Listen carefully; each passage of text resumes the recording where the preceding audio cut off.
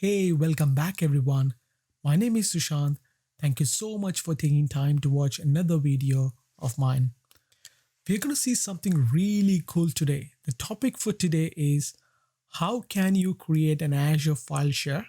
Not only just a file share, you can convert that file share into a magical SMB file drive which you can connect to any device of your choice like Mac operating system or Linux or Windows Server or Windows 10 via SMB 3.0. How cool is that? You don't need a VPN to connect and access to these file share. So what I did just now is went into the search box and select a storage account. I didn't have any storage account. I'm going to create a new storage account from scratch. First thing is I selected my subscription. I'm creating a new resource group for my storage account. Now I'm going to name the storage account. Make sure that you pick the name which is most appropriate for you. It doesn't accept any special character or caps lock either. So I had to find most of the storage account names are taken. So make sure you type something which is sort of meaningful and sort of what you're trying to get at. So it looks like this is accepted, and pick a location where you want to host this storage account. I'm going to pick Australia East, which is going to be close to me. Another option is you can go with a standard or a premium option. Premium will give you low latency, fast storage space. I'm going to pick a general purpose V2, which is the brand new and latest storage kind, and pick the replication as local redundant service, which is going to give you 3 copies anyway, and it's a good place to start with. And the access tier, I'm going to choose hot because I'm going to frequently access the data. So hot blob is going to be the right tier for it. On the next tab, which is networking, this is where you can configure things like how would you like to connect the storage account to. Do you want to make it public, or do you want to make it private, or do you want to create an endpoint which is going to be connected to that particular service? So I'm going to make it public because I'm going to access through internet. And the next tab is where you can find all the advanced features. Things like, do you want to enable soft delete, for example? And you can see that you can enable this feature, practically get an year worth of data retention. So even if you delete something, Microsoft will keep that data for a year or the number of days you're going to choose. So file share, again, this is available. I'm going to choose 30 days for my particular file share. So even if I delete, I can go back and retrieve that data. But again, there is Azure backup available for Azure files as well. So you don't have to worry about it. So you can create this file share, and in the backend, you can create an Azure backup policy, which is going to take a snapshot copy of your file share as well. So the deployment have started. So for creating a storage account, it is not going to take much time, probably around 30 seconds to maximum 1 minute is what you need to create a storage account. It's fairly super fast. So a storage account has been created. You can directly jump into the status bar and you can find out what happened underneath, or you can click on go to resource. This is going to take you straight away into your storage account. On the left hand side, you can find different types of storage account you get. One which is particularly interesting is blob storage. Then we have the file storage, what we are going to see today. Then there is table and queue. So you can directly click on the file shares. And once you are inside the file share, it's pretty simple and straightforward. You can click on add a file share, give a name for the file share. And again, special characters are not accepted. So I'm going to give a basic name, which is going to be all small letters.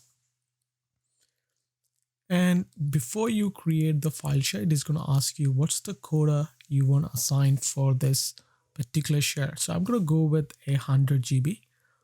You can go up to 5 TB, but again, there is an option where you can enable to expand the file storage to more than 5 TB as well. So don't worry about that limit at the moment. So once I'm into the file share, Again, I'm showing you multiple ways you can upload it. I'm going to just randomly pick a file and I'm going to upload that directly into the file share using the portal. How cool is that? Or you could use tools like Storage Explorer or AZ Copy to upload and download files from this file share. Now what we are going to do is pick a drive letter, which I'm going to use to assign this and connect by SMB on my local PC. I'm going to quickly launch the PowerShell. Make sure you don't launch using your elevated credentials, just regular credentials. I'm going to go back into my local PC to show you that I don't have any SMB drives or map drives attached to my particular local machine at the moment. So I'm going to simply paste the command, which I just copied from the file share. Looks like the file share have executed this file successfully. I'm going to go back to my PC and I'm going to hit refresh. As you can see now, this file share is being attached to my local PC. I can see that file which is already there, which I uploaded via the portal as well. Right now, I'm going to create a new folder. So this is exactly like how you manipulate with file share. So you create new file, you move the data around. All of these things are still possible inside the file share. To give an idea, the PC which I'm using is a Windows 10. So to make sure that it works across different platforms and different operating system, I'm going to log in to a server operating system where I don't have any map drives yet assigned. So let me go and show you that apart from these drives which I have for my local PC, I don't have any other drives attached at the moment. So I'm going to replicate the same thing what I have done on my Windows PC on this server operating system as well. So I'm trying to find the PowerShell. Again, not going to launch via elevated admin credentials. This is just going to be a regular user account launch.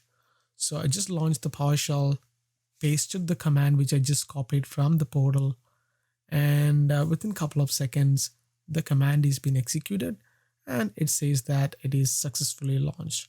So I refresh, I can see the same folder attached as an SMB drive. I can see the same folder which I created back in my Windows 10 PC. I can open that file, create a new folder, etc. So I'm going to create a new folder called sample. Let's see if I can upload any particular file. I'm trying to create the similar use case scenario why you would be using this particular file share. I'm sure you're gonna think a lot of scenarios in your head why this is gonna be super applicable for your particular scenario. Every time I talk to my customer and every time I introduce this particular Azure file share, they simply love it. And we always come up with a new use case scenarios on how practically we can use this Azure file share in their particular scenario or in their environment as well. So I hope the information provided today was super helpful. I love this Azure file share. I'm sure you're gonna love this new Azure file share and use it in many practical scenarios within your organization, or you're gonna recommend to your customer as well. I hope the information provided was super helpful, and I'm gonna leave you with that note. I'll see you on the next video. You know what to do. Take care. Bye.